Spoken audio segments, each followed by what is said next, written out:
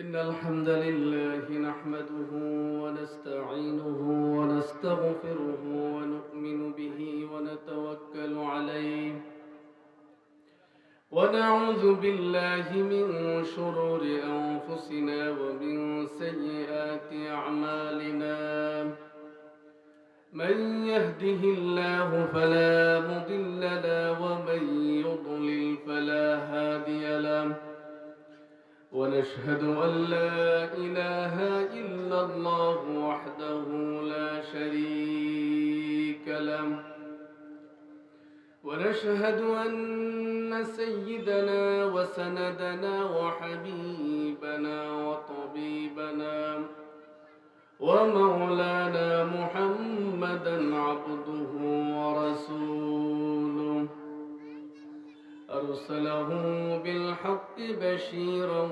ونذيرا وداعيا إلى الله بإذنه وسراجا منيرا فقد قال الله سبحانه وتعالى في كلامه المجيد وفي فرقانه الحميد أعوذ بالله من الشيطان الرجيم بسم الله الرحمن الرحيم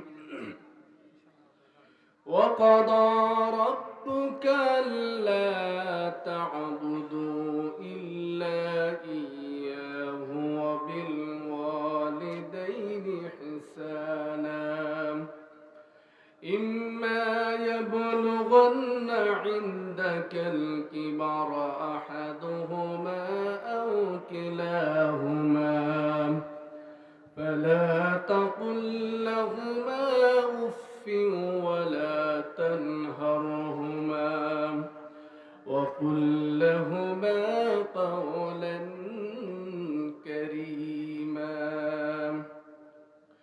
واخفض لهما جناح الذل من الرحمة وقل رب ارحمهما كما ربياني صغيرا وقال تعالى في شان حبيبه مخبرا وآمرا إن الله وملائكته يصلون على النبي يا أيها الذين آمنوا صلوا عليه وسلموا تسليما اللهم صل على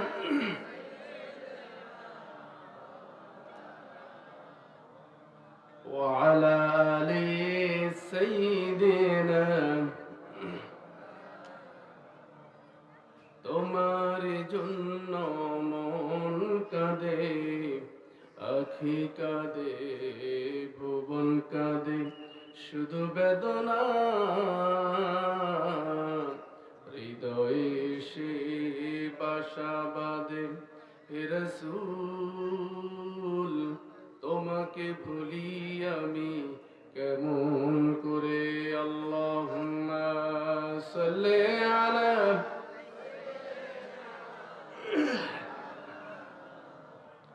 وعلى آل سيدنا مشرقي حب محمد مطلعي ديوان ما قاري قرآن باري دل سعد ما بلغ العلا بكماله كشف الدجى بجماله حسنت جميع خصاله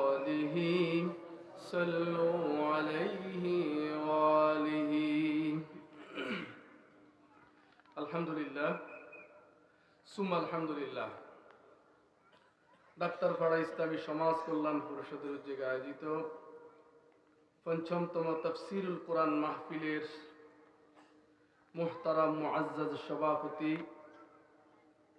ডাক্তারপাড়া হাজী আমির আলী জামে মসজিদের সম্মানিত সভাপতি, অত্র এলাকার গৌরব, আমাদের সকলেরই প্রিয় এবং শ্রদ্ধেয় ব্যক্তিত্ব জনাব ডাক্তার নুরুল্লাহ সাহেব, আল্লাহ সুবহানাহু ওয়া তাআলা সভাপতি সাহেবকে সেহাতে কুল্লিয়া শিফায়ে আজিলা দান করুক, সকলে বলে আমিন।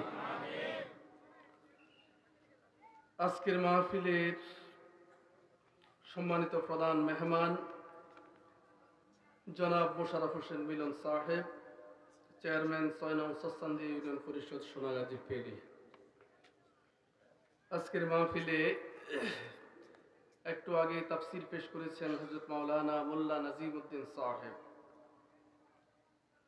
আজকের মাহফিলে প্রধান মুফাসসির হিসেবে তাফসির পেশ করার কথা ছিল আল্লামা ডক্টর লুৎফুর রহমান সাহেব। আজকের মাহফিলে মঞ্চে উপবিষ্ট হযরত উলামায়ে কেরাম, আমার সামনে উপবিষ্ট কোরআন প্রেমিক, দ্বীন প্রেমিক, ইসলাম প্রেমিক, সম্মানিত মুসল্লিয়ানে কেরাম, পর্দার অন্তরাল থেকে শ্রবণরতা সম্মানিতা সতী সাধীমা এবং বোনেরা, সকলেই আমরা আলোচনার শুরুতে মহান মনিবের দরবারে একবার কালেমাতুশ শুকরিয়া আদায় করি, সকলে বলি আলহামদুলিল্লাহ। আওয়াজ এত কম? আপনারা মাহফিলে আসতে পেরে খুশি না বেজার? দেখি বেজার কারা কারা, হাত তুলেন। এই তো দুইজনে তুলছে। বেজার আছেন? সবাই খুশি? তাহলে খুশির সাথে কালেমাতুশ শুকরিয়া আদায় করি, বলি আলহামদুলিল্লাহ। আজকের মাহফিলে কি যুবক বেশি না বুড়া বেশি? হ্যাঁ, একটা পরীক্ষা হয়ে যাক। প্রথমে বুড়ারা স্লোগান দিবে, যুবকেরা চুপ থাকবে। তারপরে যুবকেরা দিবে, বুড়ারা চুপ থাকবে। দেখা যাবে কারা জয়যুক্ত হয়। ঠিক আছে? প্রথমে বুড়ারা রেডি? রেডি? নারে তাকবীর। এবারে মুরব্বীরা অফ থাকেন। এবার যুবকেরা লিল্লাহে তাকবীর। কারা জয়যুক্ত হয়েছে? কারা? যুবকেরা জয়যুক্ত হয়েছে নাকি? যারা বুড়া ছিল তারাও তো একসময় যুবক ছিল, ঠিক না? আল্লাহ এই সমাজের মুরব্বী, যুবক সবাইকে দ্বীনের জন্য কবুল করুক, সকলে বলে আমিন। এবারে সকলেই মিলে একবার আমরা আল্লাহ তাকবীর দিই। জমিন কার? আমরা কার? আকাশ, বাতাস। সুতরাং জমিনে স্লোগান হবে কার? তাকবীর হবে কার? আল্লাহ বলছেন ওয়ারাব্বাকা ফাকাব্বির, আমার রবের তাকবীর দাও, আমার বড়ত্ব ঘোষণা করো। এখন আমাদের অনেকেই দেখবেন মিছিল করে, আল্লাহর নাম নাই, ঠিক না? শুধু জালো জালো, তারপর আমরা অমুকের সৈনিক, তমুকের সৈনিক, আছে না নাই? এটা পরে, আগে দিতে হবে আল্লাহর নামের স্লোগান। কার স্লোগান? এই জন্য সকলেই মিলে আমরা একবার আল্লাহ পাকের কালিমার, আল্লাহ রাব্বুল আলামিনের স্লোগানকে আমরা বুলন্দিত করি। যারা বাড়িঘরে রাস্তাঘাটে আছে তারা যাতে বুঝে এখানে কিছু মানুষ আছে। সকলে রেডি? দেখি সবাই গলার কাছে শক্তি আনেন। নারে তাকবীর। আল কোরআনের আলো, আল হাদিসের আলো, কোরআন হাদিস যেখানে, কোরআন নাই যেখানে, নারে তাকবীর। আল্লাহ আমাদের সবাইকে কবুল করুন। শরীরের যত অলসতা ছিল সব চলে গেছে না? এই যে চুলের ভিতরে তন্দুলের ভিতরে রুটি দেওয়ার আগে তন্দুলটাকে ভালো করে গরম করা লাগে, তাবা ভালো করে গরম করা লাগে, নাহলে রুটিটা ফুলবে না। তো ওয়াজের আগেও ওয়াজের পরিবেশ তৈরি না হলে, সবার ভিতরে প্রাণ চঞ্চলতা না থাকলে ওয়াজ করতেও মজা নাই, ওয়াজ শুনতেও। এজন্য আমরা যা কতক্ষণ আলোচনা করব আমরা একজন আরেকজনের সাথে শেয়ার করব, কথা বলবো ইনশাআল্লাহ। আপনাদের কি মন খারাপ? হ্যাঁ, সিদ্ধান্ত কার? আজকে ডক্টর লুৎফুর রহমান সাহেব আসার কথা, উনি অসুস্থ, আমরা দোয়া করি আল্লাহ রাব্বুল আলামিন উনাকে সিহাতে কুল্লিয়া শিফায়ে আজেলা দান করুন। ওনাদের পূর্বেও বড় বড় আলেম ছিল, ওনারা পৃথিবী থেকে বিদায় নিয়ে গেছে। বাংলাদেশে যিনি তাফসিরুল কোরআন মাহফিলের যিনি এই বাংলাদেশে সিলসিলা চালু করেছেন, আগে ওয়াজের নামে কিচ্ছা কাহিনী চলতো। এই দেশে বিশ্ববিখ্যাত মুফাসসিরে কোরআন, যিনি 50 বছরের উপরে বাংলাদেশের প্রত্যন্ত অঞ্চলে আনাসে কানাসে কোরআনের কথা বলেছেন, উনি যখন জেলখানায় গেছে আমরা মনে করছি ওয়াজ মাহফিল মনে হয় শেষ, কিন্তু ওয়াজ মাহফিল বাড়ছে না কমছে? আল্লামা সাইদির উত্তরসূরি এখন ঘরে ঘরে তৈরি হয়েছে কিনা? এখন বক্তার অভাব আছে? আল্লাহ সুবহানাহু ওয়া তাআলা আল্লাহর দ্বীনকে বিজয় করার জন্য আল্লাহ সুবহানাহু ওয়া তাআলা যখন যাকে যেইভাবে প্রয়োজন তাকে দিয়ে আল্লাহ দ্বীনের খেদমত করাবে। দেখবেন অনেকে ইসলামের বিরোধিতা করে, কিন্তু আবার সময় সময় দেখবেন তারা ইসলামের পক্ষেও কথা বলে কিনা? এই জন্য আমরা যা কিছু হয় সব কিছুর সিদ্ধান্ত আল্লাহর পক্ষ থেকে সেটা মেনে নিতে হবে। সব কিছু আল্লাহর পক্ষ থেকে সিদ্ধান্ত মেনে নিতে হবে। কোরআনের মুফাসসিরদের মৃত্যু হয়ে যাবে, কোরআনের মুফাসসিররা জেলে যাবে, কোরআনের মুফাসসিররা পৃথিবী থেকে চলে যাবে, এই জন্য আল্লাহর জমিনে কোরআনের আওয়াজ বন্ধ হবে না। ইউরিদুনা লিইউতফিউ নূরাল্লাহি বিআফওয়াহিহিম ওয়াল্লাহু মুতিম্মু নূরিহি ওয়ালাউ কারিহাল কাফিরুন। আল্লাহ রাব্বুল আলামিন বলেন, কাফেররা চেয়েছিল, আবু জেহেল, আবু লাহাব, উতবা, শায়বা, মুগীরার গোষ্ঠীরা, ইসলাম বিদ্বেষীরা, কোরআন বিদ্বেষীরা চেয়েছিল ইসলামের বাতিটাকে নিভিয়ে দিতে, কিন্তু আল্লাহ রাব্বুল আলামিন বলেন তারা যতই ষড়যন্ত্র করুক না কেন তারা ইসলামের বাতিটাকে নিভাতে পারে নাই, বরং তারা নিজেরাই জাহান্নামের আস্তা করে নিক্ষিপ্ত হয়েছে। ঠিক কিনা? আবু জেহেল তৎকালীন মক্কার প্রেসিডেন্ট ছিল। আবু জেহেলের ক্ষমতার অভাব ছিল না, টাকার অভাব ছিল না, ক্যাডার বাহিনীর অভাব ছিল না, সম্পদের অভাব ছিল না, কিন্তু ইসলামের বিরোধিতা করার কারণে, আল্লাহর নবীর বিরোধিতা করার কারণে, কোরআনের বিরোধিতা করার কারণে আজকে আবু জেহেলের যেই জায়গায় বাড়ি, তার বাড়িটাকে আন্তর্জাতিক পাবলিক টয়লেট বানিয়ে দেয়া হয়েছে। হাজী সাহেবেরা গিয়েই সবাই আবু জেহেলের বাড়ি খুঁজে, মলমূত্র ত্যাগ করার জন্য কি আবু জেহেলের বাড়ি খুঁজে। হজ উমরা করতে গেছে, আবু জেহেলের বাড়িতে গিয়ে পায়খানা করে না, এরকম হাজী পাওয়া যাবে না। তাহলে ইসলামের বিরোধিতা করার কারণে তার পরিণতি ভালো হয়েছে না খারাপ হয়েছে? আবু জেহেল ইসলামের বিরোধিতা করেছিল, পরিণতি খারাপ হয়েছে। আবু লাহাব ইসলামের বিরোধিতা করেছিল, কিয়ামত পর্যন্ত মানুষ তাকে অভিশাপ দিতে থাকবে। যখন এই মানুষ কোরআন তেলাওয়াত করবে আবু লাহাবের নাম জানতে পারবে আর অভিশাপ দিবে, তাব্বাত ইয়াদা আবি লাহাবিন ওয়া তাব। আল্লাহ বলেন আবু জেহেল, আবু লাহাবের স্ত্রী, তার 2 হাত সব কিছু ধ্বংস হয়ে গেছে। কিয়ামত পর্যন্ত মানুষ আবু লাহাবকে লানত দিতে থাকবে। ঠিক কি না? ইসলামের বিরোধিতা করেছিল কারুন। আল্লাহ কারুনের সম্পদ সহ কারুনকে মাটির ভিতরে গেড়ে ফেলেছেন। নমরুদ ইসলামের বিরোধিতা করেছিল। আল্লাহ রাব্বুল আলামিন নমরুদকে জুতার পিটা খাওয়াইয়া তারপরে পৃথিবী থেকে বিদায় করেছেন। ফেরাউনের চাইতে বড় স্বৈরাচার, ফেরাউনের চাইতে বড় ক্ষমতাধর ব্যক্তি পৃথিবীতে ছিল না।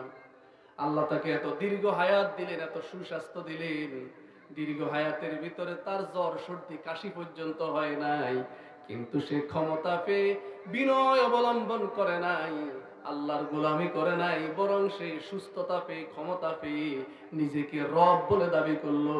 বললো এই পৃথিবীর আবার স্রষ্টাকে, আনা রব্বুকুমুল আলা, আমি হলাম তোমাদের সবচাইতে বড় খোদা। তাহলে ফেরাউন ক্ষমতার অহংকার করেছিল, নমরুদ ক্ষমতার অহংকার করেছিল, কারুন সম্পদের অহংকার করেছিল, আবু জেহেল ক্ষমতার অহংকার করেছিল। ক্ষমতার অহংকার করার কারণে তাদের পরিণতি ভালো হয়েছে না খারাপ হয়েছে? এখনো যারা আবু জেহেল, আবু লাহাব, উতবা, সাইবা, মুগীরার মতন, নমরুদ, ফেরাউন, হামানের মতো যারা অহংকার করবে, মানুষের উপরে জুলুম করবে, নির্যাতন করবে, তাদেরকেও আল্লাহ ধরবেন, ছাড় দিবেন না। ওয়ায়ামুদ্দুহুম ফি তুগয়ানিহিম ইয়ামাহুন। আল্লাহ রাব্বুল আলামিন মানুষকে ক্ষমতা দিয়ে দেখে, টাকা দিয়ে দেখে, সম্পদ দিয়ে দেখে লোকটা বিনয় হয় কিনা, তার টাকা ইসলামের কাজে লাগে কিনা, কোরআনের পক্ষে লাগে কিনা, তার শরীরের শক্তি ইসলামের পক্ষে লাগে নাকি ইসলামের বিপক্ষে লাগে। আল্লাহ রাব্বুল আলামিন তাকে ক্ষমতা দিয়ে ছেড়ে দেয়, সম্পদ দিয়ে আল্লাহ পরীক্ষা করে, দেখি বান্দা করে কি। তার টাকা কি কোরআনের মাহফিলে খরচ হয় নাকি কোরআনের মাহফিল বন্ধ করার জন্য খরচ হয়? তার টাকা কি কোরআনের মাহফিলে খরচ হয় নাকি যাত্রা গানের জন্য খরচ হয়? আল্লাহ রাব্বুল আলামিন সম্পদ দিয়ে দেখে মালিক। দেখবেন যারা গুড়ি উড়ায়, গুড়ি ছিলেন তারপরে কি করেন, ঘুমটি নিকন। এই যে যুবকেরা, ছেলেরা, যখন আমরা শৈশবকালে গুড়ি উড়িয়েছি, গুড়ির রশিটা মালিকের হাতে থাকে, মালিক আস্তে আস্তে রশিটা ছাড়ে, আর গুড়িও মালিককে টাটা টাটা করতে করতে উপরের দিকে উঠে যায়, ঠিক কিনা? গুড়ি তো মনে করছে সে স্বাধীন হয়ে গেছে, সে টাটা করে মালিককে বাই বাই করতে করতে উপরের দিকে উঠে। কিন্তু একটা সময় সে যখন অনেক আকাশে চলে যায়, তখন দেখা যায় রশি ছিঁড়ে হয়তো চলে যায়, অথবা মালিক রশি ধরে টান দেয়, আবার 1 মিনিটের ভিতরে সে জমিনে পড়ে যায়। আল্লাহ রাব্বুল আলামিন মানুষের নিয়ন্ত্রক, মানুষের রশি আল্লাহর হাতে। আল্লাহ মানুষকে ক্ষমতা দিয়ে পরীক্ষা করে, সম্পদ দিয়ে পরীক্ষা করে, টাকা পয়সা দিয়ে পরীক্ষা করে, ছেলে মেয়ে দিয়ে পরীক্ষা করে, সম্মান দিয়ে পরীক্ষা করে। আল্লাহ রাব্বুল আলামিন দেখতে চায় বান্দা আল্লাহর শুকরিয়া আদায় করে নাকি নাফরমানি করে। যদি বান্দা আল্লাহর শুকরিয়া বাদ দিয়ে যদি নাফরমানি করে, আল্লাহ রাব্বুল আলামিন যখন রশি ধরে টান দেয়, তখন তার আর অস্তিত্ব থাকে না। আল্লাহ বলেন ওয়ায়ামুদ্দুহুম ফি তুগয়ানিহিম ইয়ামাহুন। আমি জালেমদেরকে জমিনে কিছু সময় অবকাশ দিই। আপনারা তো সবাই কম বেশি পুকুরের ভিতরে বড়ই দিয়ে মাছ ধরছেন না? বড়ের ছাড়টা মালিকের হাতে থাকে। মাছ যখন বড়ের ভিতরে খোঁট দেয়, সাথে সাথে কিন্তু মালিক ছাড়টা উপরের দিকে টান দেয় না। যখন মাছ পুরোপুরি বড়ইটাকে গলার ভিতরে গিলে ফেলে, তারপরে রশি টান দিয়ে জোরে দৌড় মারে, তখন মালিক ছাড়টাকে উপরের দিকে টান দেয়, তখন ওই মাছটা পুকুর থেকে জমিনে চলে আসে, ঠিক কিনা? ঠিক। আল্লাহ কিছুদিন ক্ষমতা দিয়ে দেখে কি করে। ক্ষমতা পেয়ে সে ইসলামের পক্ষে কথা বলে নাকি বিপক্ষে কথা বলেন? ক্ষমতা পেয়ে কি মুরব্বীদেরকে সম্মান করে নাকি বেয়াদবি করে? ক্ষমতা পেয়ে কি আলেম ওলামাকে মহব্বত করে নাকি বিরোধিতা করে? যখন বিরোধিতা করে, তখন ওই বড়ের মালিক যেভাবে রশিটাকে টান দেয়, আল্লাহ রাব্বুল আলামিন তখন তাকে ক্ষমতার চেয়ার থেকে লাথি মেরে ফেলে দেয়, ঠিক কিনা? ওয়াতুইজ্জু মান তাশা ওয়া তুযিল্লু মান তাশা। আল্লাহ কাউকে ক্ষমতা দিয়ে সম্মানিত করে, আবার কাউকে ক্ষমতা দিয়ে বেজ্জতি করে, ঠিক কিনা? এই যে সারা পৃথিবীর সুপার পাওয়ার ছিল আমেরিকার প্রেসিডেন্ট জর্জ ডব্লিউ বুশ, এত বড় একটা প্রেসিডেন্ট ক্ষমতা থেকে বিদায় নেওয়ার সময় একটা বক্তব্য যখন দিচ্ছিলেন, একজন সাংবাদিক জাইদি তার মুখের উপরে জুতা নিক্ষেপ করেছে, ঠিক কিনা? তাহলে আল্লাহ তো তার সারা পৃথিবীর ক্ষমতা দিছিল, সুপার পাওয়ার, কিন্তু আবার বেজ্জতিও করেছেন কে? সুতরাং আমরা ইসলামের পক্ষে থাকবো, কোরআনের পক্ষে থাকবো, আলেম ওলামার পক্ষে থাকবো, তাহলে আমাদের সম্মান বাড়িয়ে দিবে। আর যদি আবু জেহেলের মতো ইসলামের বিরোধিতা করে, আবু জেহেলের পরিণতি যেরকম হয়েছে, আপনার পরিণতিও সেরকম হবে। ইসলামের পক্ষে যারা ছিল সাহাবায়ে কেরাম, তাদের মর্যাদা বাড়ছে না কমছে? রাদিয়াল্লাহু আনহুম ওয়া রাদু আনহু। আল্লাহ বলেন আমি আল্লাহ তাদের উপরে রাজি, আর সাহাবায়ে কেরামও আমার উপরে রাজি হয়ে গেছে। সাহাবীদের নাম শুনলে আমরা রাদিয়াল্লাহু তাআলা আনহু বলি, আর আবু জেহেলের নাম শুনলে কেউ রাদিয়াল্লাহু তাআলা আনহু বলবে? বলবে? আবু জেহিল্লা কয় মানুষ, ঠিক কিনা? ফেরাউনও পারে, ফেরাউন না। মানুষ ফেরাউনের লাশ দেখতে যায়, আর ফেরাউনের মুখের উপরে থুতু নিক্ষেপ করে।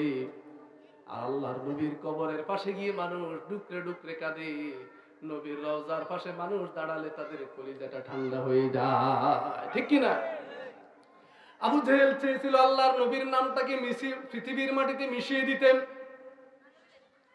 আল্লাহ যদি কাউকে পৃথিবীতে সম্মানিত করে, আপনি তাকে জেলখানায় ঢুকিয়ে তার জনপ্রিয়তা কমাতে পারবেন না, তাকে ফাঁসি দিয়েও তার জনপ্রিয়তা কমাতে পারবেন না, আপনি মানুষের কলিজা থেকে মহব্বত তুলতে পারবেন না, ঠিক কিনা? আবু জেহেল চেয়েছিল নবীর নাম নিশানা মিশিয়ে দিতে, ইসলামকে মাটির সাথে মিশিয়ে দিতেন, কিন্তু আল্লাহ রাব্বুল আলামিন বলেন ইউরিদুনা লিইউতফিউ নূরাল্লাহি বিআফওয়াহিহিম ওয়াল্লাহু মুতিম্মু নূরিহি ওয়ালাউ কারিহাল কাফিরুন। আল্লাহ রাব্বুল আলামিন বলেন কাফের মুশরিকেরা চেয়েছিল ইসলামের বাতিকে নিভিয়ে দিতে, আমি আল্লাহ বলছি ওয়াল্লাহু মুতিম্মু নূরিহি, আমি আল্লাহ কিয়ামত পর্যন্ত ইসলামের বাতিটাকে প্রজ্বলিত করব। আল্লাহর কথা হলো আল্লাহর দ্বীন বিজয় হবে, আল্লাহর কোরআনের বাতি। হুয়াল্লাযী আরসালা রাসূলাহু বিল হুদা ওয়া দীনিল হক লিইয়ুযহিরাহু আলাদ দীনি কুল্লিহি।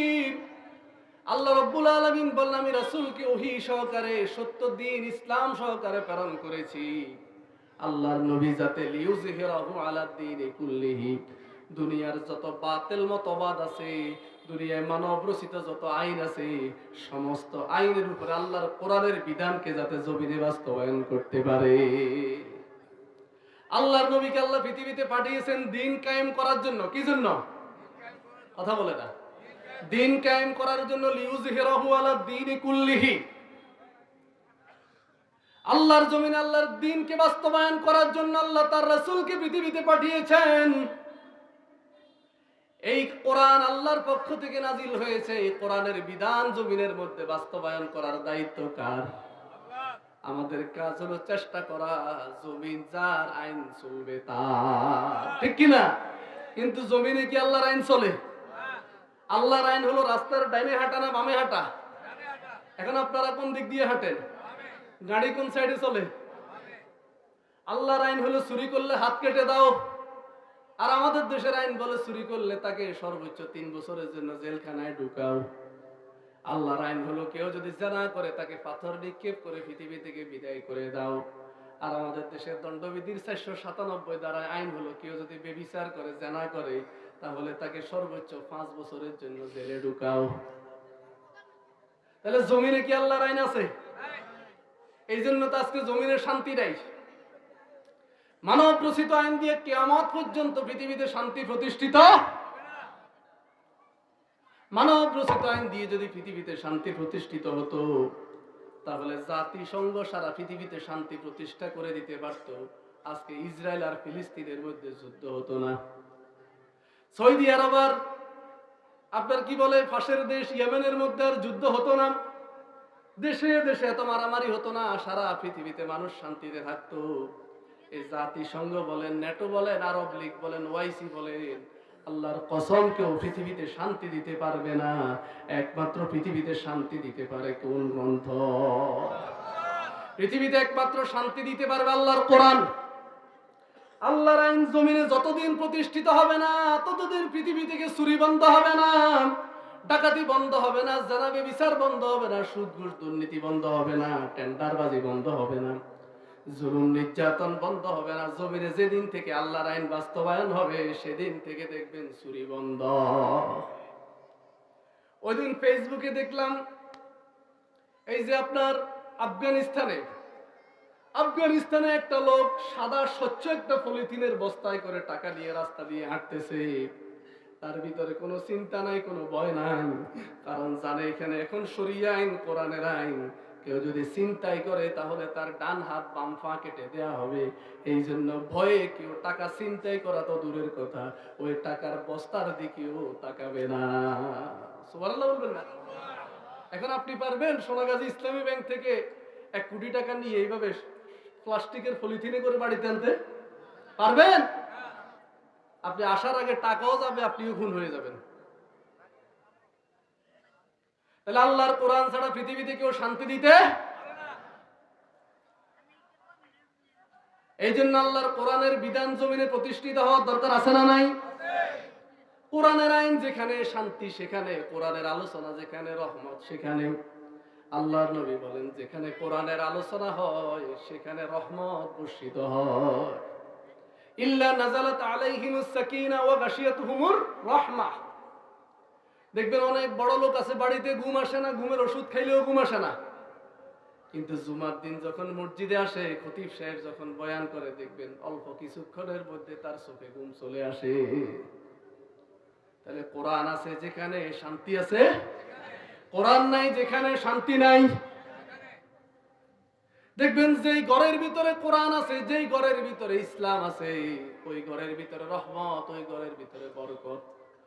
আর যেই ঘরের ভিতরে দ্বীনের প্র্যাকটিস নাই, কোরআনের প্র্যাকটিস নাই, ওই ঘরে দেখবেন স্বামী স্ত্রী মারামারি, ছেলে মেয়ে কথা শুনে না, স্ত্রী কথা শুনে না, আছে না নাই? এই যে সামনে মাহে রমজান আসতেছে, কোরআন নাজিলের মাস। এই মাসে আমরা কোরআন তেলাওয়াত বেশি করি, কোরআনের চর্চা বেশি করি। এই জন্য অন্য মাসের চাইতে রমজান মাসে শান্তি বেশি না কম? ইবাদত করতে বেশি মজা লাগে নাকি কম মজা লাগে? এই মাসে খাবার দাবার বেশি না কম? এই মাসে সবার ঘরে ঘরে খাবার থাকে। কোরআনের চর্চা যত বেশি হবে, কোরআনের আইন যেখানেই বাস্তবায়ন হবে, কোরআনের বিধান মানলেই শুধু রহমত, শান্তি আর বরকত। আর যারা কোরআনের বিধান মানবে না, আল্লাহ বলেন কিয়ামতের দিন আমি আল্লাহ তাদেরকে অন্ধ করে তুলবো। কি করে তুলবো? ومن أعرض عن ذكري فإن له معيشة ضنكا ونحشره يوم القيامة أعمى।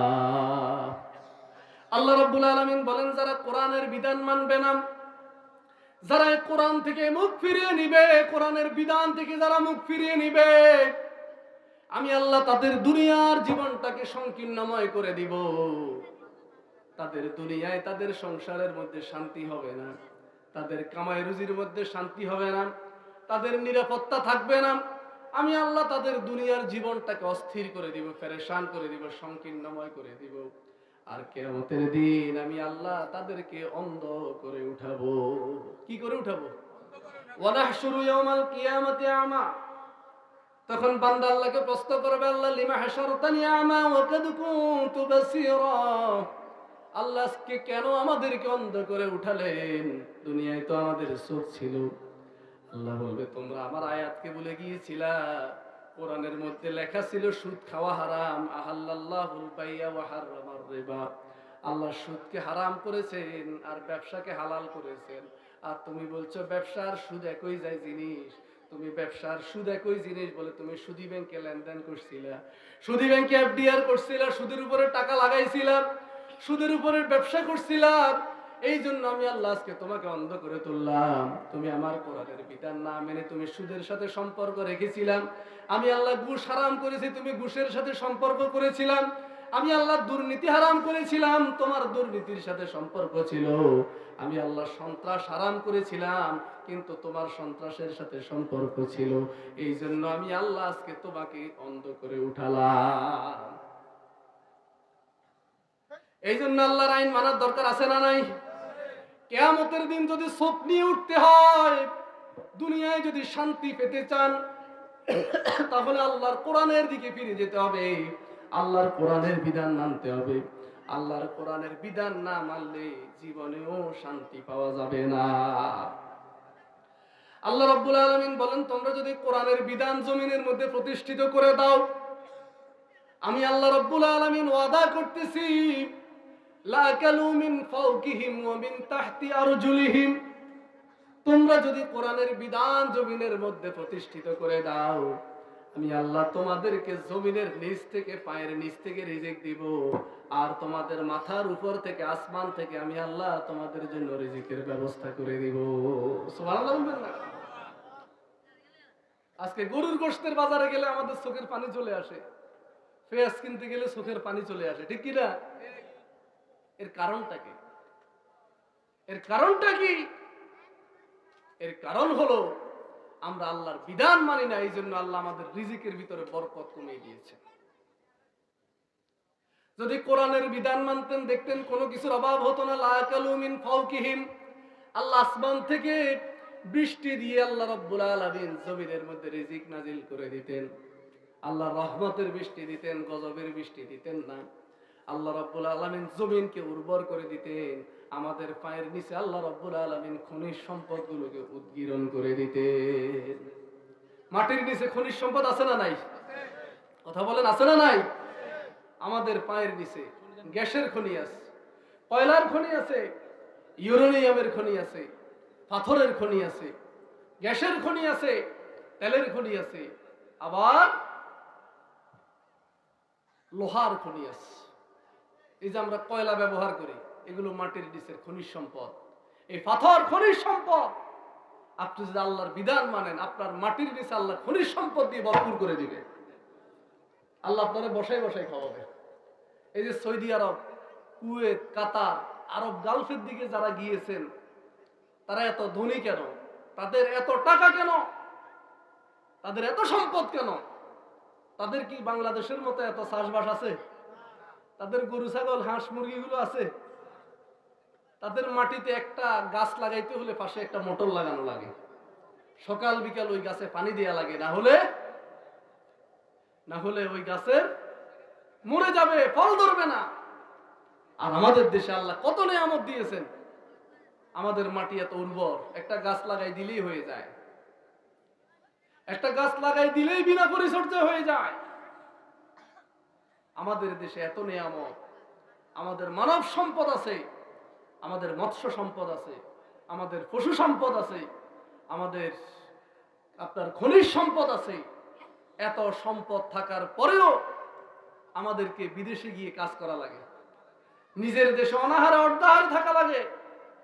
সারাদিন পরিশ্রম করে অনেক মানুষ 500 টাকা ইনকাম করতে পারে না, আছে না নাই? এর কারণটা কি? এর কারণ জমিনে আল্লাহর আইন নাই। কি নাই? জমিনে আল্লাহর বিধান নাই। জমিনের মধ্যে যদি আল্লাহর কোরআনের বিধান প্রতিষ্ঠিত থাকতো, আল্লাহ বলেন লা আকালু বিন ফাওকিহিম ওয়া মিন তাহতি আরজুলিহিম, আমি আল্লাহ তোমাদের জন্য আসমান থেকে রিজিক দিতাম, জমিনের নিচ থেকে আমি আল্লাহ রিজিক বের করে দিতাম। সুবহানাল্লাহ বলবেন না? এই জন্য আল্লাহর আইনের দরকার আছে না নাই? আল্লাহর আইন প্রতিষ্ঠা করার জন্য যদি জান দেয়া লাগে, মাল দেয়া লাগে, রাজি আছেন নি? দেখি কারা কারা রাজি আছেন। আল্লাহ সবাইকে কবুল করুক। আল্লাহর জমিরে আল্লাহর আইন বাস্তবায়ন করার জন্য যদি আমার রক্ত আল্লাহ কবুল করে, আমি দিতে রাজি। তরকে জানো তরকে মালো তরকে সরু দর তরিকে ইশকে আউয়াল মঞ্জিলাস্ত।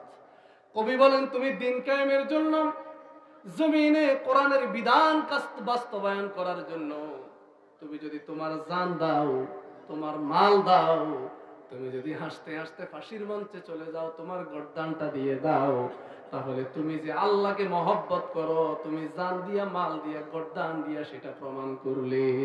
সুবহানাল্লাহ বলেন। আপনি শুধু আল্লাহকে ভালোবাসি মুখে বললে হবে না। এক লোক খুব কান্না করতেছে, লোকজন জিজ্ঞেস করলো, মিয়া তুমি কাঁদো কেন? আমি কাঁদি, আমার একটা প্রিয় কুকুর ক্ষুধার যন্ত্রণায় মরে যাচ্ছে, এই জন্য কাঁদি। তো তোমার হাতের মধ্যে যে পোটলা দেখা যায়, এটার ভিতরে কি? ওইটার ভিতরে হালুয়ার রুটি। এটার ভিতরে কি? হালুয়া রুটি। তুমি হালুয়ার রুটি কুকুরকে দিলে তো কুকুর খেয়ে বেঁচে যায়, তুমি কাঁদা লাগে না। পারে মিয়া, কাঁদতে তো আমার চোখের পানি যাইতেছে, টাকা খরচ হইতেছে না, কিন্তু হালুয়া রুটি দিলে তো আমার কি খরচ হবে? টাকা খরচ হবে। এখন আমরা সবাই দিনের বিজয় চাই, কিন্তু দিনের জন্য জান দিতে, মাল দিতে, গর্দান দিতে, রিস্ক দিতে আমরা কেউ রাজি হই না, ঠিক কিনা? অনেক জায়গায় গেলে হুজুর, ওই দিন বসুরহাট ওয়াজ করতেছি পৌরসভায়, আমাদের ওবায়দুল কাদের সাহেবের একদম বাড়ির পাশে। তো পিছন থেকে একজন বলতেছে, হুজুর ঈমান আমলের ওয়াজ করেন শুধু। কিসের ওয়াজ? এসব দিন বিজয়ের ওয়াজের দরকার নাই। শুধু মসজিদে ইমাম সাহেবকে আমরা কোরআন অনুযায়ী লোকমা দিব, ইমাম যদি ভুল করে। আর সমাজে চেয়ারম্যান, মেম্বার, এমপি, মন্ত্রী, সমাজের সাধারণ মানুষ, তারা ভুল করবে, অন্যায় করবে, দুর্নীতি করবে, তাদেরকে কোনো লোকমা দেওয়া যাবে না। শুধু মসজিদে আল্লাহর আইন থাকলে শান্তি আসবে? মসজিদে আল্লাহর আইন আছে, মসজিদ শান্তি আছে। মসজিদ হলো ছোট্ট একটা জায়গা, আর মসজিদের চাইতে বাহিরের জায়গা বেশি না কম? শুধু ছোট্ট জায়গায় শান্তি হলে হবে? দুনিয়ার আর সব জায়গায় অশান্তি থাকুক, শুধু মসজিদে আল্লাহর আইন চলুক, মসজিদ থেকে বের হলে শয়তানের আইন চলুক নাকি? মসজিদে গেলে কোরআন অনুযায়ী ইমাম যদি ভুল করে ইমামকে লোকমা দেয়, কিন্তু সমাজের ইমাম যদি ভুল করে কেউ লোকমা দেয় না। লোকমা দেওয়াটাকে অপরাধ মনে করে, এটা অপরাধ। মানুষ মাত্রই ভুল, তার ভুল হতেই পারে। আমার বাবারও ভুল হতে পারে, আমার নেতার ভুল হতে পারে, আমার দলের ভুল হতে পারে। ভুল হলে সংশোধন করে দেয়া এটা ইমানদারের দায়িত্ব, ঠিক কি না? আল্লাহ বলছেন ফাসলিহু বাইনা ইখওয়াইকুম ইন্নামাল মুমিনুনা ইখওয়া। মুসলমানেরা একজন আরেকজনের ভাই। একজন মুসলমান যখন ভুল করবে তখন আরেকজন মুসলমানের দায়িত্ব হলো সেই ভুলটাকে শুধরে দেয়া, এবং যে আপনার ভুল ধরে দেয় তাকে ধন্যবাদ জানানো উচিত, তার জন্য দোয়া করা উচিত, ঠিক কি না? এখন আলেমেরা আমরা হলাম উম্মতের রাহবার। মানুষ যখন ভুল করে, উম্মত যখন ভুল করে, আমরা ভুলগুলো ধরিয়ে দিলে আমাদের ওয়াজের ভিতরে আবার রাজনীতির গন্ধ হবে। অথচ এই ভুল ধরে দেয়া আমাদের দায়িত্ব। ভুল ধরে দিলে আমাদের জন্য দোয়া করা উচিত, হুজুর এটা ভুল ছিল, বুঝলাম, আজকে সংশোধন হয়ে গেলাম। এখন শুধু ওয়াজ সবাই মানে নিজের পক্ষে গেলে, নিজের পক্ষে গেলে সবাই ওয়াজ মানে, নিজের বিরুদ্ধে গেলে এবার হুজুর এটা সমালোচনা, হুজুর এই কি ওয়াজ করলো। হ্যাঁ, আমি যদি এখন সুদের ওয়াজ করি, যারা সুদখোর তাদের গায়ে লাগবে কি লাগবে না? দুধ হুজুর কি ওয়াজ করলো, বুঝি ওয়াজের আর বিষয় পাইল না, নামাজের ওয়াজ করতো, সুদের ওয়াজ কেন করলো? আমি যদি ঘুষের ওয়াজ করি, যারা সরকারি অফিস আদালতে ঘুষ খায়, টাকা ছাড়া ফাইল নাড়ে না, ওই সমস্ত ঘুষখোর অফিসারদের মন খুশি হবে না বেজার হবে? যদি জিহাদের ওয়াজ করি, যারা মুনাফিক তাদের চেহারাটা কালো হয়ে যাবে, তাদের চেহারা বেজার হয়ে যাবে, তাহলে আমরা ওয়াজ করব কি? কিছু লোক আছে হুজুর শুধু তওবার ওয়াজ করবে। কি ওয়াজ? আমরা আকাম কুকাম করুন, আমরা অপরাধ করুন, আর আপনারা শুধু আমাদেরকে তওবা পড়ায় জান্নাতে নিয়ে যাবেন। তওবা পড়ায় কি করবেন? জান্নাতে নিয়ে যাবেন।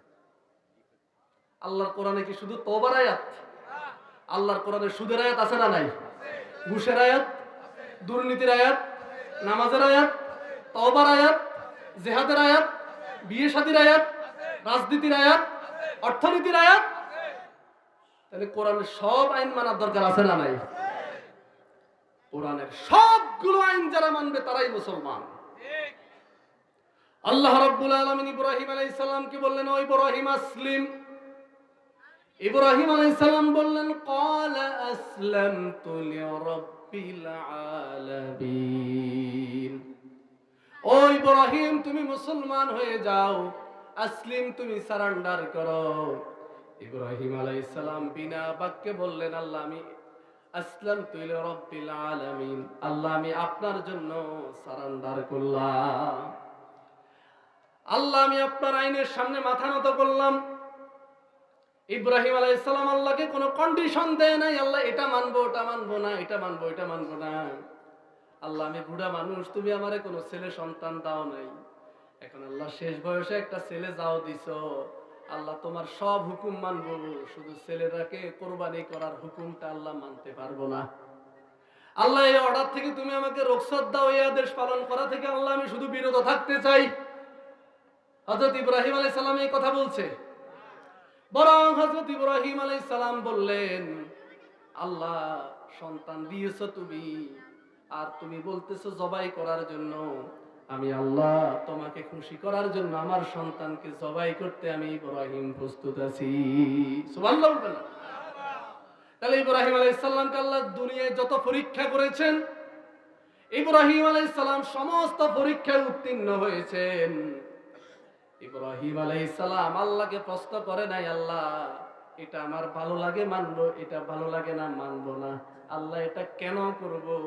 ইব্রাহিম আলাইহিস সালাম কেন প্রশ্ন করে নাই? এখন আমাদের জাতির পিতা হলো মিল্লাতে আবিকুম ইব্রাহিম, আমাদের জাতির পিতার নাম কি? এখন ইব্রাহিম আলাইহিস সালাম আমাদের আব্বা বলল, আল্লাহ তোমার কোরআনের যত আদেশ আছে, যত বিধান আছে, আল্লাহ তোমার বিধানের সামনে আমি সারেন্ডার করলাম। এখন আপনার আব্বা আল্লাহর আইনের সামনে মাথা নত করছে।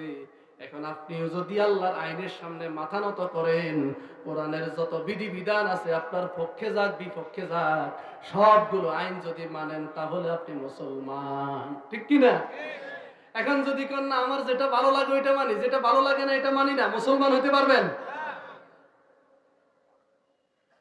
আপনি যদি মুসলমান হতে চান, আলিফ লাম মিমের আলিফ থেকে সূরা নাসের সিন পর্যন্ত কোরআনের সবগুলো আয়াত, সবগুলো হরফ, সবগুলো লফজের উপরে আপনার ঈমান আনা লাগবে। একটা আয়াত যদি আপনার কাছে ভালো না লাগে, একটা আয়াত, শুধু একটা আয়াত, এই আয়াতটা ভালো লাগে না, কোরআনের সব আয়াত ভালো লাগে, ঈমান থাকবে? এই জন্য মুসলমান কাকে বলে? এখন আমরা তো সবাই মুসলমান, নিজেকে মুসলমান দাবি করে আবার মিথ্যা বলি, নিজেকে মুসলমান দাবি করে আবার ওজনে কম দেন, নিজেকে মুসলমান দাবি করে ভাইয়ের হক নষ্ট করে, বোনের হক নষ্ট করে, নিজেকে মুসলমান দাবি করে পিতা মাতার হক আদায় করে না, নিজেকে মুসলমান দাবি করে মানুষকে ঠকায়, ওয়াদা করলে ওয়াদা রক্ষা করে না, কেউ আমানত রাখলে আমানতের খেয়ানত করে আবার নিজেকে মুসলমান দাবি করে। এরা কি মুসলমান হতে পারবে? এরা হলো গরুর গোশত খাওয়ার মুসলমান, নামে মাত্র মুসলমান। আপনি যদি মুসলমান হতে চান, গোটা জীবন উদখুলু ফিস সিলমি কাফা, পরিপূর্ণভাবে ইসলামের ভিতরে দাখিল হয়ে যেতে পারবে। কিছু ইসলাম থেকে মানবেন, কিছু ভারত থেকে মানবেন, কিছু ইসলাম থেকে মানবেন, কিছু আমেরিকা থেকে আমদানি করবেন, কিছু কোরআন থেকে মানবেন, কিছু আবার রাশিয়া থেকে আমদানি করবেন। এই সুবিধাবাদ জিন্দাবাদ দিয়ে মুসলমান হওয়া যায় না। এই সুবিধাবাদ জিন্দাবাদ দিয়ে মুসলমান হওয়া যায়। মুসলমান হতে হলে আল্লাহর আইনের সামনে মাথা নত করা লাগবে, আল্লাহর কোরআনের আইন মানা লাগবে। এখন আমাদের কাছে সব কিছু ভালো লাগে, শুধু কোরআনের বিচার ব্যবস্থা ভালো লাগে না। বলেন আজকে ম্যাজিস্ট্রেট কোর্ট, জজ কোর্ট, হাইকোর্টে কি কোরআনের আইন আছে? কোরআনের বিচার ব্যবস্থা আছে, কিন্তু আমরা মুসলমান এই বিচার ব্যবস্থা দেখি সন্তুষ্ট। জজ কোর্ট, ম্যাজিস্ট্রেট কোর্ট, হাইকোর্ট আজ থেকে 200-250 বছর আগে ব্রিটিশেরা শাসন করেছিল। ব্রিটিশেরা 200 বছর, 190 বছর এই দেশটা শাসন করেছিল। ওই সময় তারা এই আইনগুলো বানাইছে, কিন্তু স্বাধীনতার পরে এখন দেশটা মুসলমানেরা চালাইতেছে। এখন ওই ব্রিটিশের তৈরি করা আইন দিয়া কি মুসলমানের আইন মানা কি উচিত? এখন মুসলমানের আইন হওয়ার দরকার কোরআন দিয়া, ঠিক কিনা? এখন আর ব্রিটিশের তৈরি করা আইন দিয়া দেশ চলবে না, ভারতের আইন দিয়া দেশ চলবে না। 92% মুসলমানের দেশে জজ কোর্ট, ম্যাজিস্ট্রেট কোর্ট, হাইকোর্ট সব জায়গায় আল্লাহর কোরআনের আইনের দরকার আছে না নাই? সব জায়গায় আল্লাহর কোরআনকে বসাই দেন। কোরআনকে বসাই দিলেই দেখবেন শান্তি। কোরআনের সাথে যে আসবে সেই মানুষটা সোনার মানুষে পরিণত হয়ে যাবে। হযরত ওমর রাদিয়াল্লাহু তাআলা আনহুর নাম শুনছেন কিনা?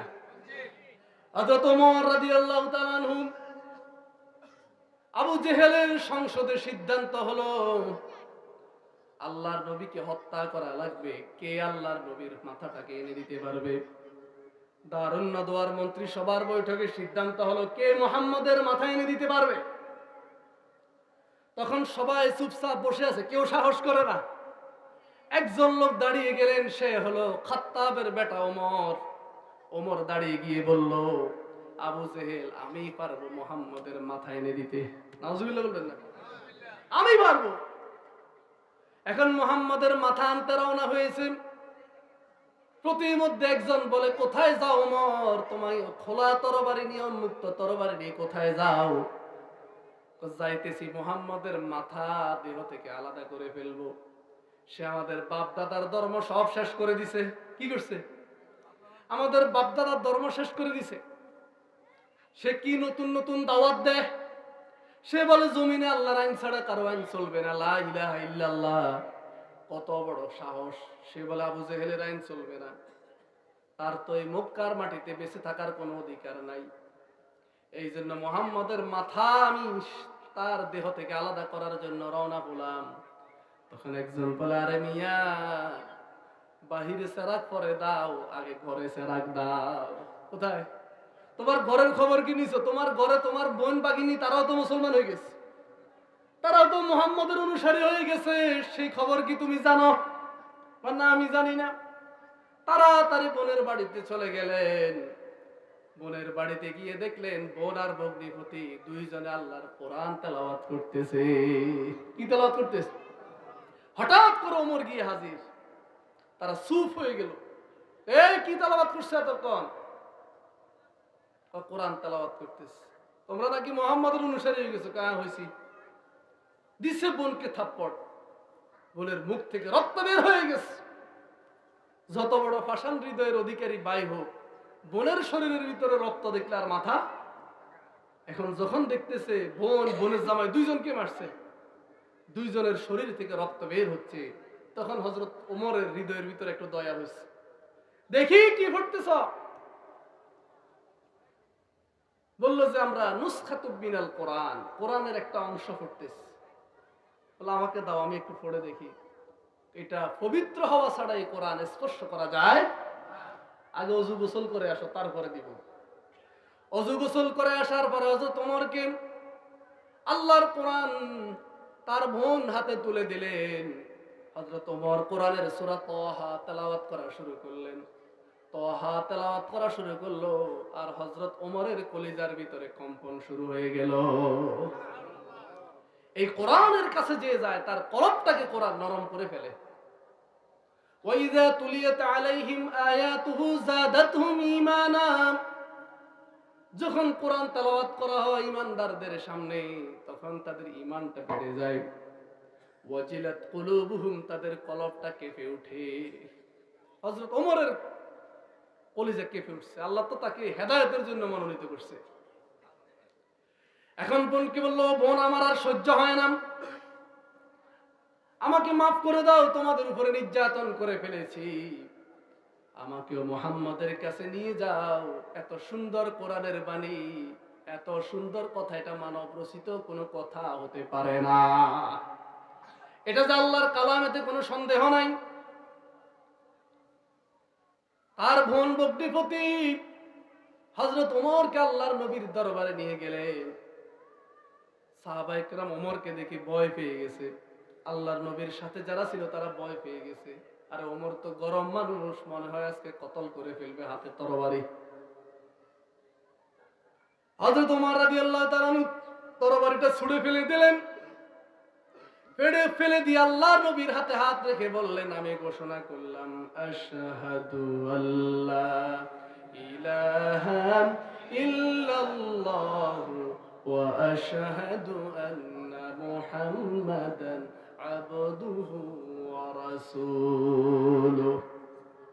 ইয়া রাসূলুল্লাহ, আমি ঘোষণা করলাম লা ইলাহা ইল্লাল্লাহু মুহাম্মাদুর রাসূলুল্লাহ, আমি ঘোষণা করলাম আল্লাহ ছাড়া কোনো ইলাহ নাই, আপনি আল্লাহর পক্ষ থেকে একমাত্র মনোনীত রাসূল। সুবহানাল্লাহ বলেন। তাহলে এই কোরআন কিরকম সন্ত্রাসী মানুষটাকে কিরকম বানাই ফেললো? যে মানুষটা কিছুক্ষণ আগে আল্লাহর নবীকে হত্যা করার জন্য রওনা হলো, সেই মানুষটাই কোরআনের সংস্পর্শে আসার কারণে, এই কোরআনের সহবতে আসার কারণে ওই লোকটা কালেমা পড়ে মুসলমান হয়ে গেল। তাহলে এই কোরআনের সাথে যত সম্পর্ক করবে, আপনার মর্যাদা বাড়বে না কমবে? আরো জোরে বলেন, বাড়বে না কমবে? আর কোরআনের সাথে বেয়াদবি করলে, আলেম ওলামার সাথে বেয়াদবি করলে ইজ্জত বাড়ে না কমে? খবরদার, ওয়ারাসাতুল আম্বিয়া যারা আলেম ওলামা যারা, তাদের সাথে খারাপ আচরণ করবেন না। মসজিদ মাদ্রাসার ইমাম মুয়াজ্জিনের সাথে খারাপ আচরণ করবেন না। দেখবেন প্রত্যেক এলাকায় গেলে কিছু লোক আছে যাদের জন্য ইমাম মুয়াজ্জিন শান্তি পায় না। আছে না নাই? কিছু লোক আর সব সময় শুধু ইমাম মুয়াজ্জিনের ভুল ধরবে। সব এলাকায় আছে। দুই একটা লোক থাকে কি শুধু ইমাম মুয়াজ্জিনের পিছনে লেগে থাকে। ইমাম মুয়াজ্জিনের যত শাসন করে, নিজের ঘরের বড় এত শাসন করে না। এই লোকগুলোর পরিণতি ভালো হবে না, এদের মৃত্যু ভালো মৃত্যু হবে না। আলেমদেরকে মহব্বত করবেন। আলেমেরা কার ওয়ারিস? নবীর ওয়ারিস, ওয়ারাসাতুল আম্বিয়া। এখন সেই আলেমদেরকে জেলে ঢুকাইতেও আমাদের কলিজাটা কাঁপে না, ঠিক কি না? নিজেরা আবার মুসলমান দাবি করি আমরা। হুজুরের বিরুদ্ধে মিথ্যা সাক্ষী দিতে আমার হাঁটু কাঁপে না, হুজুরকে অপমানি করতে আমার কলিজা একটুও কাঁপে না। আপনি কিসের মুসলমান? আপনি মুনাফিক, মুনাফিক, মুনাফিক। আল্লাহ রাসূল বলছে, উলামা উম্মতি কা আম্বিয়া বনি ইসরাঈল, আমার পরে আর কোন নবী রাসূল আসবে না, আমার যে আলেমেরা আসবে এই আলেমদের মর্যাদা হলো বনি ইসরাইলের পয়গম্বরদের সমান। সুবহানাল্লাহ বলেন। সে আলেমদের বিরোধিতা করে, কোরআনের বিরোধিতা যারা করে তাদের কখনো শান্তি। এই কোরআন হিরোকে জিরো বানাতে পারে, আবার জিরোকে হিরো বানাতে পারে, ঠিক কিনা? ওমরের মতো জিরো লোকটাকে কোরআন হিরো বানিয়ে দিয়েছে। এই কোরআনের সংস্পর্শ আসার কারণে জাহেলি যুগের যে লোকগুলো সবচাইতে খারাপ মানুষ ছিল, ওই যুগটাকে বলা হতো দা এজ অফ ইগনোরেন্স, আইয়ামে জাহিলিয়াতের যুগ। কিসের যুগ? জাহিলিয়াতের যুগ। ওই মানুষগুলো জীবন্ত মানুষকে কবর দিত, জীবন্ত মেয়েদেরকে কবর দিত। পিতার মৃত্যুর পরে তাদের মাদেরকে তারা বিয়ে করে ফেলত। গোত্রে গোত্রে তারা মারামারি কাটাকাটিতে লেগে থাকতো।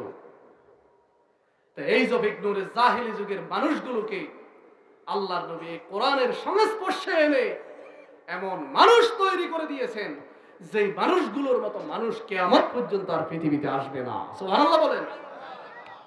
এই কোরআনের সংস্পর্শে যারা এসেছিল, আল্লাহর নবীর হাতে যারা হাত রেখে বায়াত করেছিল তাদেরকে সাহাবী বলা হয়। কি বলা হয়? ওই মানুষগুলো হলো সোনার মানুষ।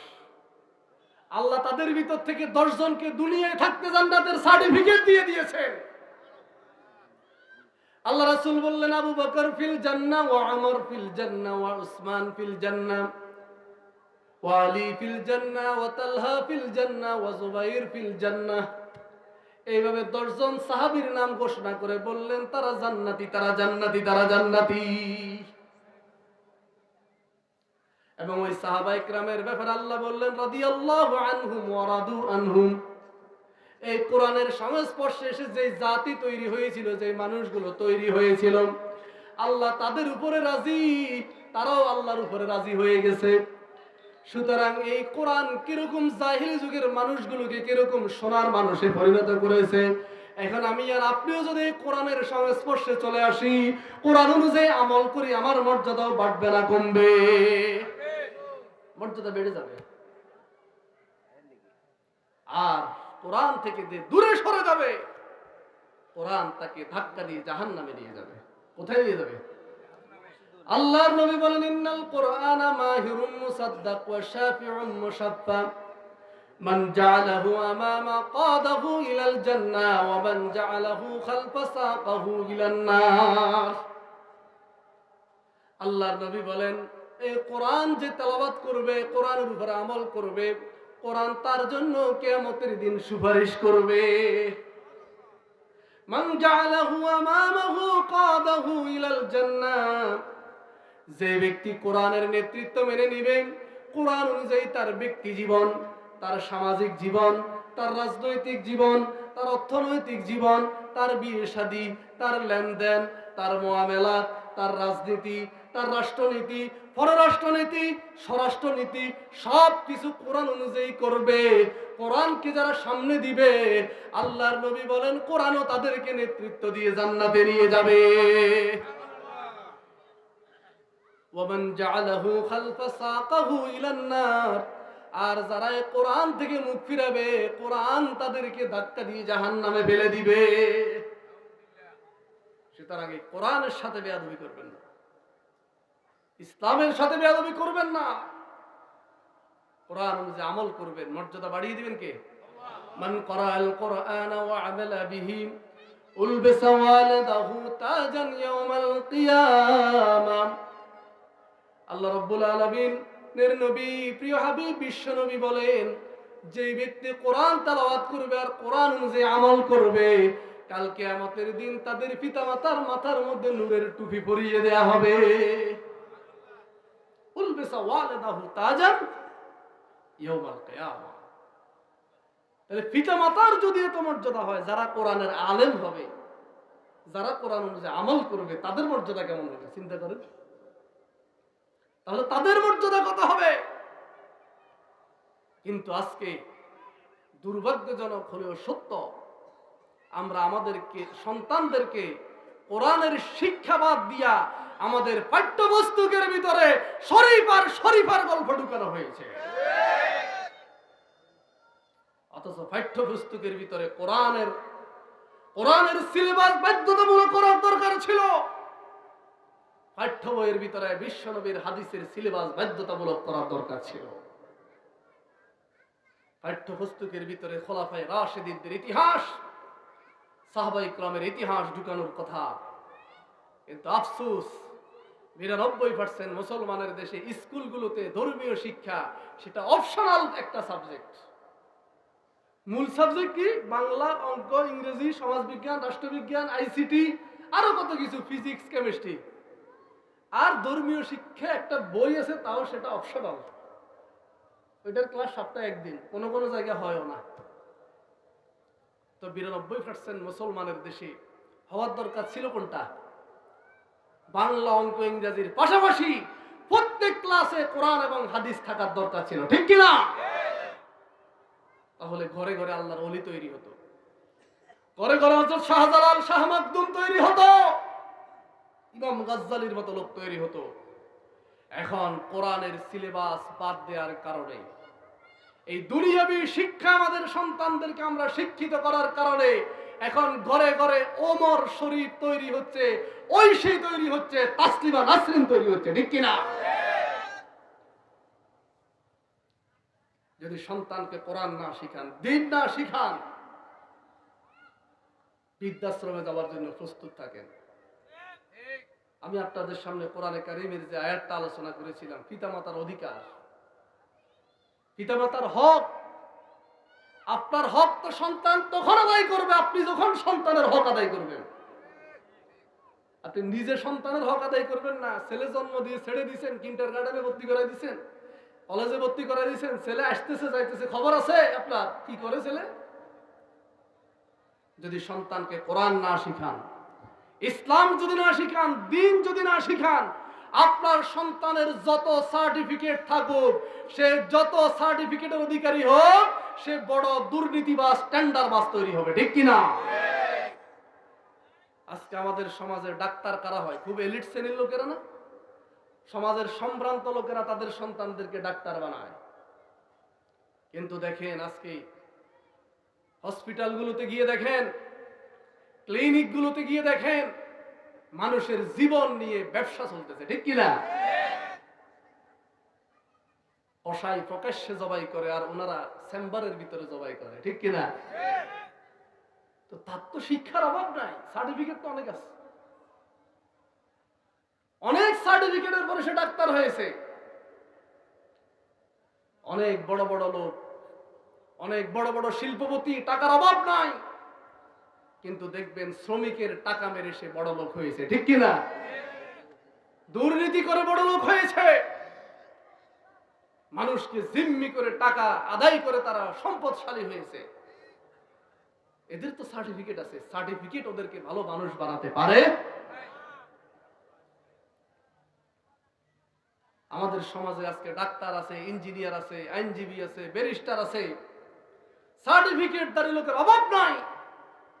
এত যোগ্যতা সম্পন্ন লোক থাকার পরেও দুর্নীতি বন্ধ হয় না কেন? অন্যায় অপরাধ বন্ধ হয় না কেন? কারণ তাদের বড় বড় সার্টিফিকেট আছে, কিন্তু তাদের ভিতরে কোরআনের জ্ঞান নাই, ঠিক কিনা? আপনার একটা সন্তান যদি আলেম হতো, তার ভিতরে দ্বীনের জ্ঞান থাকতো, তার ভিতরে নৈতিক শিক্ষা যদি থাকতো, সে যদি ওসি হতো, ওই থানায় কোনো ঘুষের বাণিজ্য চলতো না, ঠিক কিনা? আপনার ছেলে যদি আলেম হতো, পাশাপাশি যদি ইউনিয়ন পরিষদের চেয়ারম্যান হতো, মেম্বার হতো, ওই ওয়ার্ডের ভিতরে, ওই ইউনিয়নের ভিতরে কোনো দুর্নীতি, কোনো অন্যায় চলতো না। আপনার সন্তান যদি কোরআনের আলেম হতো প্লাস ডাক্তার হতো, তাহলে ওই সন্তানটা মানবিক ডাক্তার হতো। আপনার সন্তান যদি আলেম হতো প্লাস উকিল হতো, আইনজীবী হতো, তাহলে সে মানুষকে কুপরামর্শ দিয়া মানুষের বিরুদ্ধে মিথ্যা মামলা করাইতো না, ঠিক কিনা? এই জন্য দ্বীনি শিক্ষার কোনো বিকল্প। আপনার সন্তানকে যদি শুধু কোয়ালিটি অর্জন করান, মোরালিটি না শিখান, ওই সন্তান বউ নিয়ে আলাদা থাকবে, আপনার খোঁজ খবর। আর সন্তানকে যদি কোরআন শিখান, বউকে বলবো প্রয়োজনে তোমাকে তালাক দিতে পারবো, আমার মা বাবাকে আমি ছাড়তে পারবো না, ঠিক কিনা? কিন্তু এখন আমাদের সমাজে দেখেন, বউয়ের কথায় মা বাবাকে তালাক দিয়ে দেয়, আছে না নাই? কিন্তু সাহাবীদের জীবনী দেখেন, নবীদের জীবনী দেখেন, হযরত ইব্রাহিম আলাইহিস সালামের কথায় তার ছেলে ইসমাঈল আলাইহিস সালাম বউকে তালাক দিয়ে দিয়েছেন। হযরত ওমরের কথায় তার ছেলে আব্দুল্লাহ ইবনে ওমর বউকে তালাক দিয়ে দিয়েছেন। আর এখন আমরা সুন্দরী একটা বউ পাইলে মাশাআল্লাহ, দুনিয়ার কিচ্ছু লাগে না, বউ ছাড়া কিচ্ছু বুঝে না, আছে না নাই? মা বাবাকে ভুলে যায়। মনে রাখবেন, আল্লাহর নবী বলছেন, মা বাবা হলো তোমার জান্নাত, মা বাবা হলো তোমার জাহান্নাম। তোমার মা বাবা যদি তোমার উপরে রাজি, আল্লাহ তোমার উপরে রাজি। আর তোমার মা বাবা যদি তোমার উপর অসন্তুষ্ট হয়ে যায়, আল্লাহ বেজার হয়ে যাবে। এই জন্য যারা মুরব্বী বাবাজিরা আছেন, শুধু সন্তানের খেদমতের আশা করবেন, কিন্তু আপনি তো শৈশবকালে আপনার সন্তানের হক যদি আদায় না করে থাকেন, আজকে আপনার কপালে দুঃখ আছে। এই জন্য আমার স্লোগান হলো, শুধু কোয়ালিটি থাকলে হবে না, শুধু সার্টিফিকেট থাকলে হবে না, কম্বাইন্ড কোয়ালিটি উইথ মোরালিটি। কোয়ালিটির সাথে মোরালিটিও থাকা লাগবে। কি থাকা লাগবে? নৈতিকতা থাকা লাগবে, নৈতিক জ্ঞান থাকা লাগবে, দ্বীনি জ্ঞান থাকা লাগবে। ওই দ্বীনি জ্ঞান যদি না থাকে, তাহলে শিক্ষার মূল উদ্দেশ্য হাসিল হবে না। বড় বড় ডাক্তার তৈরি হবে, আবার বড় বড় কসাই হবে, বড় বড় লয়ার হবে, আবার বড় বড় মিথ্যাবাদী হবে, ঠিক কিনা? বড় নেতা হবে, আবার বড় দুর্নীতিবাজ হবে। এই জন্য আল্লাহর কোরআনেই পারে খারাপ মানুষকে ভালো বানাতে। আল্লাহর কোরআনেই পারে অশান্ত পৃথিবীকে শান্ত করতে। আজকে অমুসলিমেরা বলছে, তোমরা যদি এই পৃথিবীতে, স্বামী বিবেকানন্দ বলতেছে, তোমরা যদি এই অশান্ত পৃথিবীতে আবার শান্তি প্রতিষ্ঠিত করতে চাও, তাহলে মুহাম্মদের হাতে পৃথিবীর দায়িত্ব দিয়ে দাও। একজন অমুসলিম মাইকেল এইচ হার্ট বলতেছে, Muhammad is the only man in human history who was the supremely successful both religious and secular lives. আল্লাহর নবীর চরিত্র দেখে তারা বলতে বাধ্য হয়েছে, এই মানুষের মতো মহামানব আর পৃথিবীতে হতে। এই মানুষ দুনিয়ার জীবন, পরকালীন জীবন সব ক্ষেত্রে সফল। এই মানুষের জীবনে ব্যর্থতা বলতে কিছু নাই। সুতরাং কোরআনের সংস্পর্শে যারা আসবে, তাদের মর্যাদা বাড়িয়ে দিবেন কে? এই জন্য আপনার সন্তানকে কোরআন শিখান, দ্বীন শিখান, নিজেও কোরআন অনুযায়ী চলেন, কোরআন অনুযায়ী আমল করেন, আপনার মর্যাদা বেড়ে যাবে। সামনে মাহে রমজান আসতেছে। এই মাহে রমজান হলো কোরআন নাজিলের মাস। কিসের মাস? আমরা এই মাসে কোরআনের প্র্যাকটিস করব। যারা শুদ্ধভাবে কোরআন তেলাওয়াত জানেন না, তাদেরকে এই মাসে কোরআন তেলাওয়াত শিখতে হবে। যারা কোরআন তেলাওয়াত করতে পারেন, তাদেরকে অর্থ বুঝতে হবে, মানুষের কাছে কোরআনের দাওয়াত পৌঁছে দিতে হবে। সর্বোপরি এই কোরআনের বিধান জমিনের মধ্যে প্রতিষ্ঠা করার জন্য আন্দোলনের দরকার আছে না নাই? এই জমিনের মধ্যে যদি কোরআনের বিধান প্রতিষ্ঠিত না হয়, কিয়ামত পর্যন্ত পৃথিবীতে শান্তি প্রতিষ্ঠিত হবে। আল্লাহ রাব্বুল আলামিন বলেন, আফা হুকমাল জাহিলিয়াতি ইয়াবগুন ওয়া মান আহসানু মিনাল্লাহি হুকমান লিকাওমিন ইউকিনুন। আল্লাহ বলেন, তোমরা কি আবার ওই 1450 বছর 1500 বছর পূর্বের জাহিলি যুগে ফিরে যাবেন? আফা হুকমাল জাহিলিয়াতি ইয়াবগুন, তোমরা কি 1500 বছর পূর্বের ওই জাহিলি যুগের আইন কানুন দিয়ে তোমাদের বিচার ব্যবস্থা পরিচালনা করবা, তোমাদের দেশ পরিচালনা করবা, তোমাদের রাষ্ট্র চালাইবা, তোমাদের শিক্ষা ব্যবস্থা চালাইবা? ওয়ামান আহসানু মিনাল্লাহি হুকমান লিকাওমি ইউকিনুন। আল্লাহ বলেন, আমার কোরআনের চাইতে সুন্দর বিধান পৃথিবীতে কিয়ামত পর্যন্ত আর কেউ দিতে পারবে না। সুবহানাল্লাহ বলবেন না? পারবে? কোরআনের চাইতে সুন্দর বিধান পৃথিবীতে কোন মানুষ দিতে পারবে? তাহলে আমরা কোরআনের আইন মানতে অসুবিধাটা কোথায় আমার বুঝে আসে না। আল্লাহর আইন তাহলে আমরা মানি না কেন? এই মাইকটা যিনি বানাইছে তিনি সবচেয়ে ভালো জানে এই মাইকটা কিভাবে চালাইলে ভালো চলবে। ক্যামেরা যিনি আবিষ্কার করছেন তিনি জানে ওই ক্যামেরাটা কিভাবে চালাইলে ভালো চলবে। সুতরাং আমাদেরকে যিনি বানাইছেন তিনি জানে আমাদের জন্য কোন আইনটা কল্যাণকর, কোন আইনটা আমাদের জন্য কল্যাণকর সেটা বেশি জানেন কে? এখন আমরা যদি আল্লাহর চাইতে বেশি বুঝি, আল্লাহর আইন বাদ দিয়া যদি মানব রচিত আইনের পিছনে দৌড়াই, তাহলে আমাদের ব্যক্তি জীবন, পারিবারিক জীবন, সামাজিক জীবন, রাষ্ট্রীয় জীবন, রাজনৈতিক জীবন, কোন জীবনে শান্তি আসবে না। ঠিক কিনা? আসবে না তো আল্লাহ বলে দিয়েছেন, ওয়ামান আরাদা আন যিকরি ফাইন্না লাহু মাঈশাতান দনকা। যারা এই কোরআন থেকে মুখ ফিরাবে আমি আল্লাহ তাদের জীবনটাকে সংকীর্ণ করে দিব। কি করে দিব? আমি তাদের জীবনটাকে সংকীর্ণ করে দিব। তাদের এই পৃথিবীর বুকে শান্তি প্রতিষ্ঠিত হবে, তাদের ঘরের ভিতরে শান্তি আসবে না, তাদের পরিবারে শান্তি আসবে না, সমাজে শান্তি আসবে না। সম্মানিত উপস্থিতি, রাত অনেক হয়ে গেছে। আমি যে আয়াত নিয়ে কথা বলবো চিন্তা করছিলাম, আর ওই আয়াতে যাওয়া যাচ্ছে না। ওই আয়াতের দিকে আমরা ডুববো না, ডুবলে আমরা শেষ করতে পারবো না।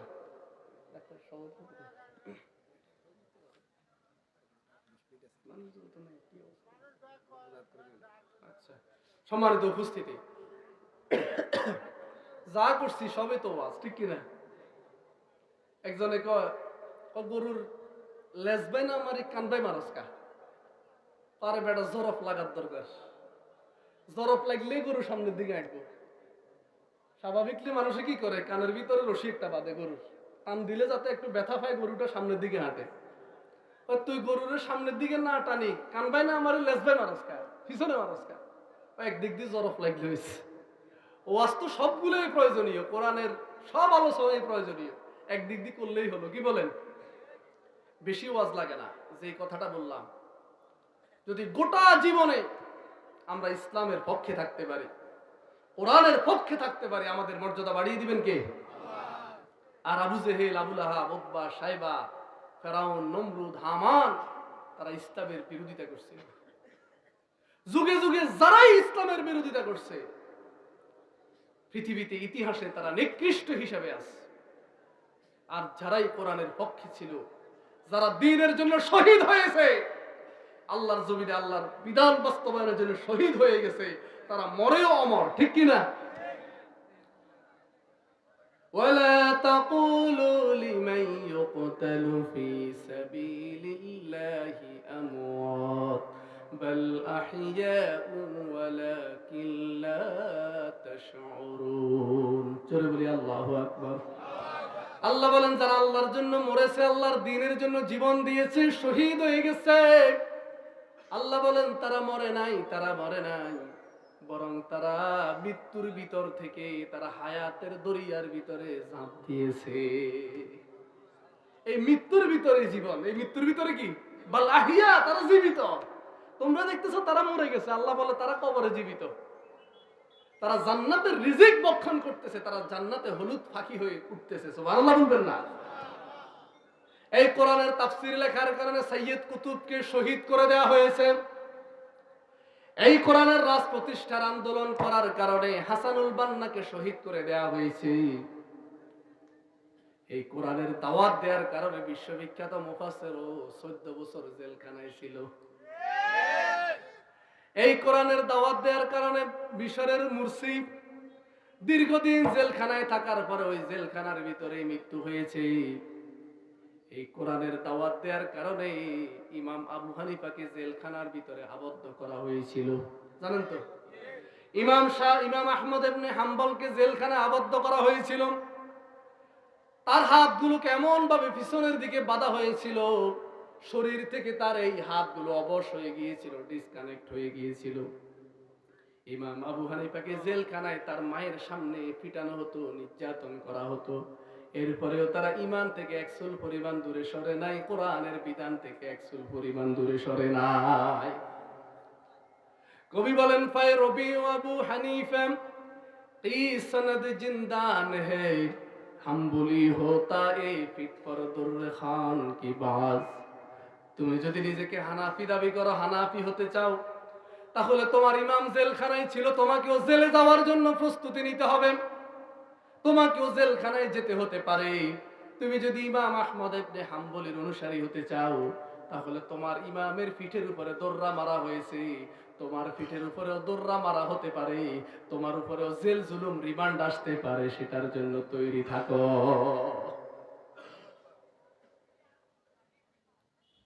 তাহলে এই কোরআনের জন্য যারা জীবন দিয়েছে তারা মরেও অমর, তারা মরে নাই। এই কোরআনের জন্য যারা নির্যাতিত হয়েছে তাদের নাম কিয়ামত পর্যন্ত মানুষ আলোচনা করবে। আর যারা কোরআনের বিরোধিতা করেছিল, কোরআনের দায়ীদের উপরে নির্যাতন করেছিল, তারা কিয়ামত পর্যন্ত ইতিহাসে তারা ঘৃণিত হিসেবে থাকবে, ঠিক কিনা? সুতরাং আমরা কোরআনের পক্ষে না বিপক্ষে? ইসলামের পক্ষে না বিপক্ষে? আলেম ওলামার পক্ষে না বিপক্ষে? আল্লাহ আমাদের সবাইকে কবুল করুক। আমিন। আযা মা ইনদি ওয়াল ইলমু ইনদাল্লাহি আলাইহি তাওয়াক্কালতু ওয়া ইলাইহি উনীব।